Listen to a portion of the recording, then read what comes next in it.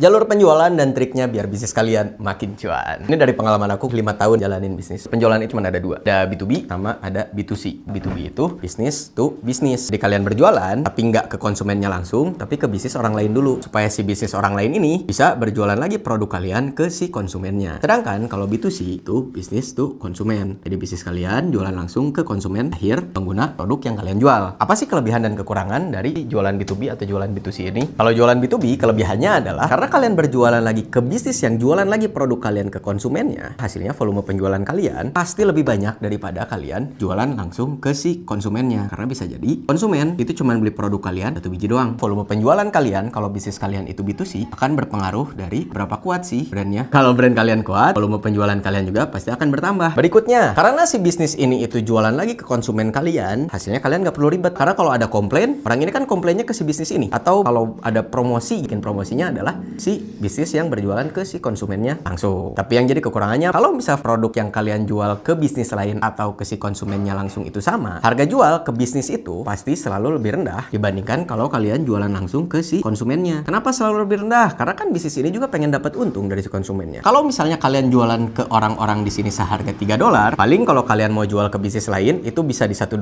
atau $2. Karena kalau lebih dari itu kalian jualan di $3, bisnis ini kan nggak ada untungnya. Jadinya dia rugi, dia nggak mau jualan produk kalian. Kelebihannya dari B2C, harga jualnya itu bisa setinggi-tingginya yang pengen kalian charge ke si konsumen kalian. Yang jadi masalah adalah karena kalian berhubungan dengan banyak orang, kalian juga harus menghandle semua komplain, keluhan dan segala macamnya yang berhubungan dengan si penanganan service dari si konsumen kalian. Makanya kalau kalian nggak siap untuk ngehandle banyak konsumen, saran aku mending jualan B2B aja. Dan di sisi lain, kalau misal brand kalian nggak kuat, jumlah penjualannya jadi cuma sedikit. Untuk menghasilkan cuan sebanyak-banyaknya dari proses bisnis B2C, itu harus bikin brandingan yang kuat. Kalian harus bikin promosi, misalnya kalian harus rajin bikin iklan. Produk kalian kualitasnya juga harus oke banget, harus mudah diakses juga. Percuma produk kalian bagus, iklan kalian banyak, tapi orang-orang di sini itu nggak bisa mengakses barang yang kalian jual. Misalnya produknya nggak ready stock atau harus PO, pokoknya mempersulitlah si konsumen ini. Hasilnya bisa jadi mereka malas untuk belanja ke bisnis kamu. Sedangkan kalau di area B2B yang jadi masalah adalah untuk kalian bisa dealing sama si bisnis ini, kalian harus kenal sama si stakeholder pemilik bisnisnya atau orang yang berhubungan dengan purchasingnya. Dalam satu bisnis bisa jadi proses untuk pembelian barang kalian itu melalui birokrasi yang panjang. Makanya kekurangan dari B2C biasanya dealingnya lama. Kalian ketemu dulu orang procurement-nya, general manajernya dulu, owner-nya dan sebagainya. Dan untuk mempercepat si proses ini, triknya kalau bisa kenal dan dekat dengan si pengambil keputusan di calon partner bisnis kalian.